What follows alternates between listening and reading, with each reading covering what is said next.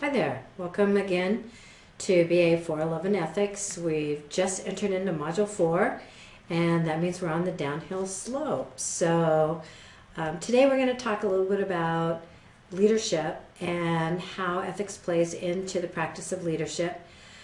I will try to keep this short and sweet. I also teach leadership, and that's ethics and leadership are my two primary areas of scholarly research.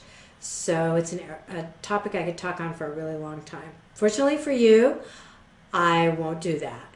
So I start out here with the definition of leadership that's offered by your text author, Craig Johnson, who, by the way, is a gentleman that I studied under when I was doing my first research in this field. Dr. Johnson is a renowned international researcher and author in the fields of ethics and leadership. Another definition that I provided is from more of a leadership management scholar, and it's a bit more wordy, and you can tell it's definitely a scholarly definition. But regardless of the definition that we pose, the majority of them have a few things in common. One is the word influence. Leadership is a process of influencing. Another is a common goal or vision or objective that a group of people strive towards. And today, leadership is also seen as very relational. It's a process, and it involves both leaders and followers. So it is not just one, it's not just the superhero leader who is responsible for the entire process of leadership. A few of the what we call ethical or normative leadership styles will be highlighted in this section. The first is probably the most well-known and has been around the longest. It's been researched a lot, and so we have a fairly good impression of what this thing we call transformational leadership looks like. There are four primary areas that we divide this into when we're defining it and looking at it in terms of practice in organizations. The first is that there is a strong influence by the leader, and it comes from this idealized influence, the strength of a positive role model. The second aspect is it's called individualized consideration, in which the leader spends a lot of time in follower development, nurturing, and caring about followers, and not just about goals and objectives.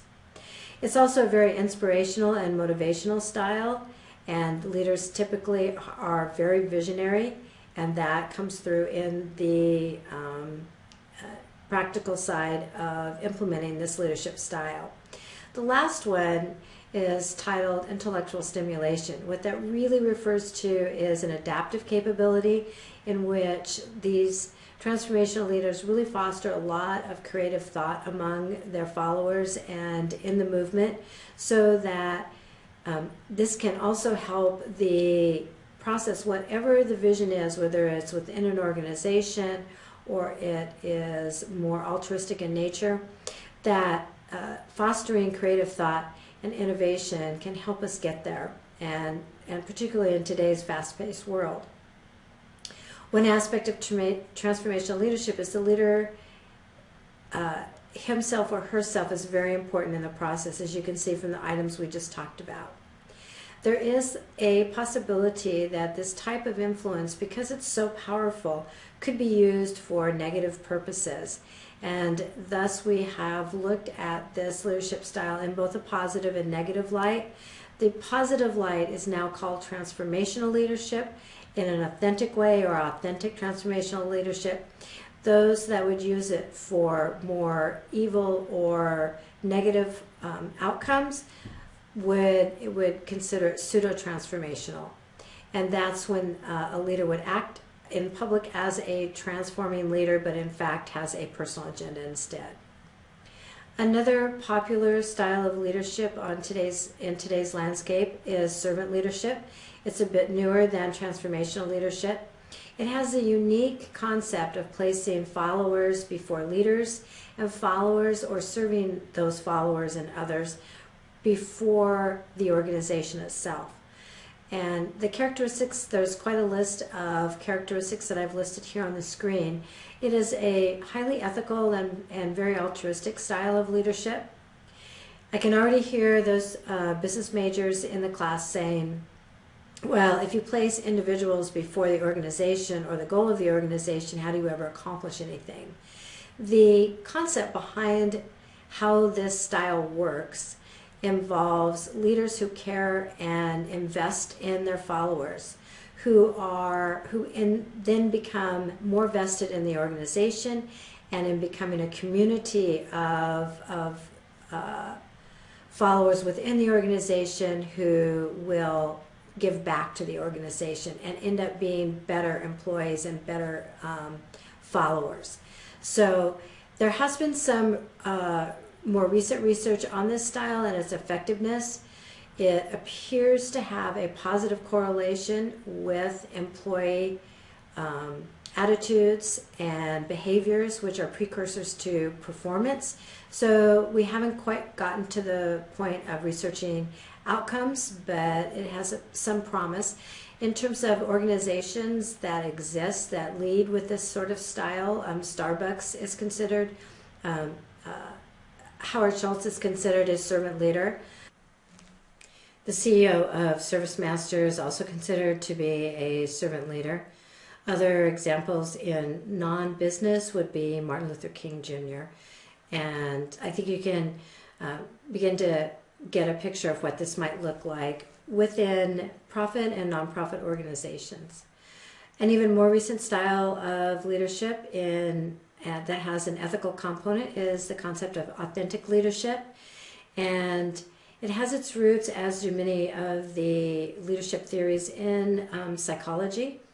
So it has a listing, as you can see in the second bullet, of aspects to it, like self-awareness, balanced processing. Balanced processing means the idea that we are authentic to ourselves, true to our beliefs and our values, but we also balance that against the needs of the group or the community. So it doesn't become our value system regardless of the situation, the environment, or those around us. Transparency is critical in this leadership style. If you have an interest in authentic leadership, I would recommend doing a little research and looking into it.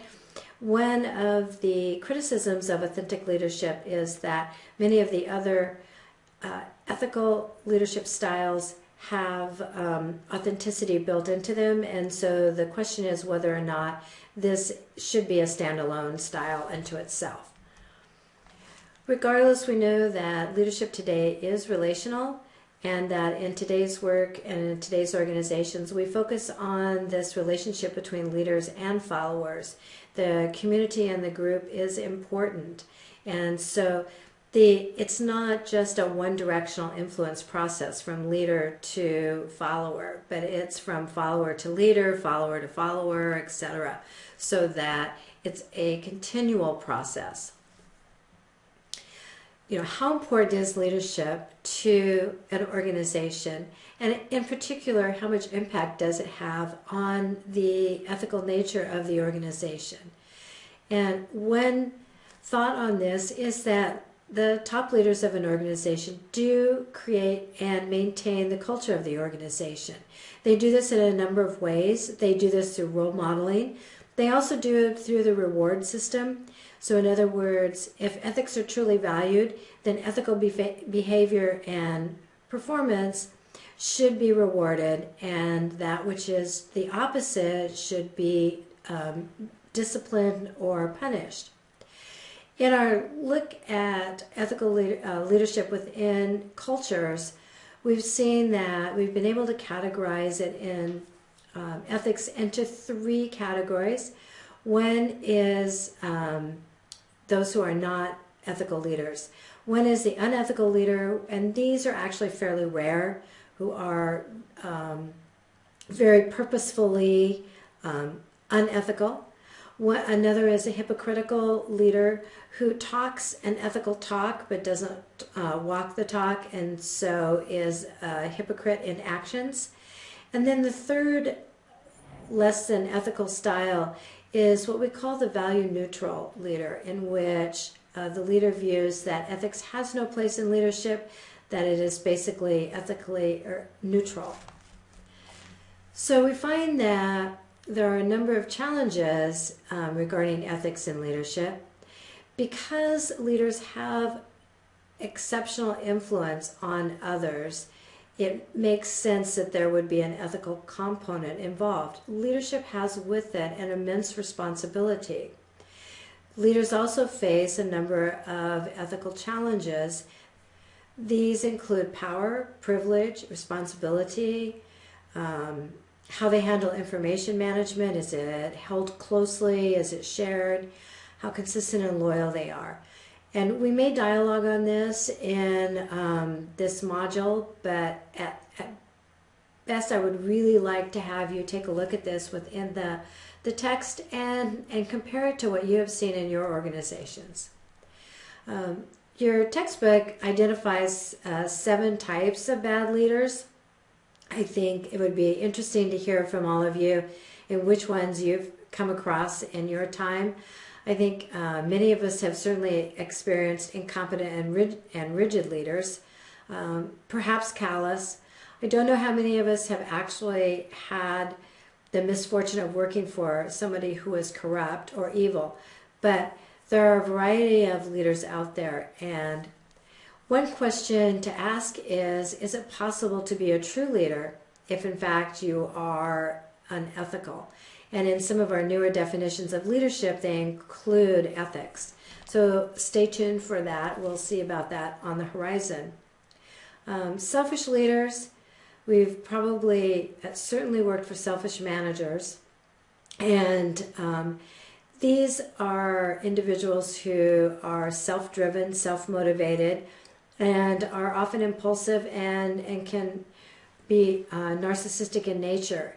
And so it is difficult to lead followers from this standpoint. On the other hand, exemplary leadership also means that we have exemplary followers. And as followers, we have a responsibility in this relationship. We need to commit to leading ourselves and to focus on the vision or the objective at hand.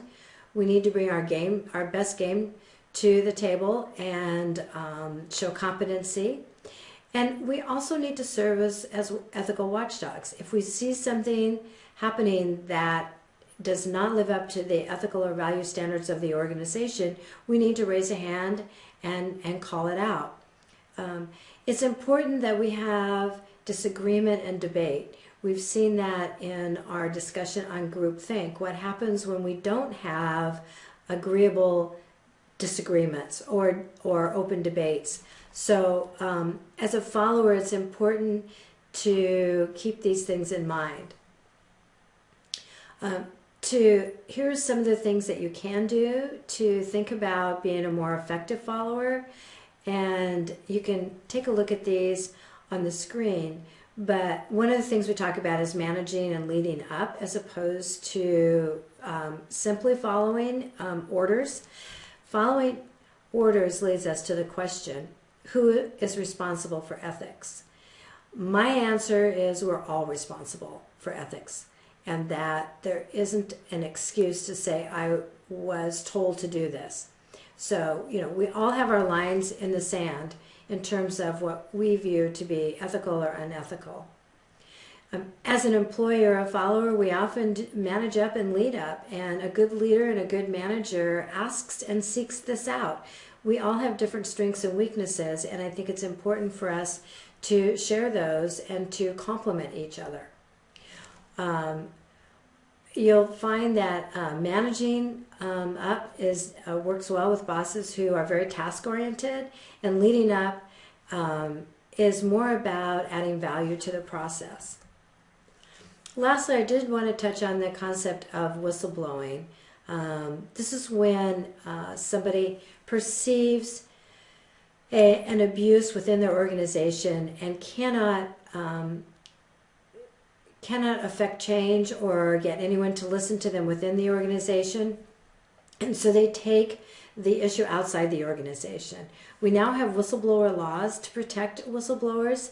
However, in practice, we know that the process is cumbersome, that regardless of the protective laws, that people do suffer, their families suffer. There's very low reward in the process and great risk to oneself, one's livelihood. Often people are banned from the industry, even though it's something that shouldn't happen. Becomes a question of loyalty and ethical reasoning, where you have the value of loyalty versus another value like honesty or protection of others. And it's something that's very difficult to wrestle with and shouldn't be taken lightly. So there's a brief look at ethics and leadership in organizations. I trust that you'll all take a close look at the chapters in your organization. And again, if you have any questions, please don't hesitate to contact me. I always look forward to questions. Remember, as a normal course, the only question that's a bad question is the one that's never asked. Thank you.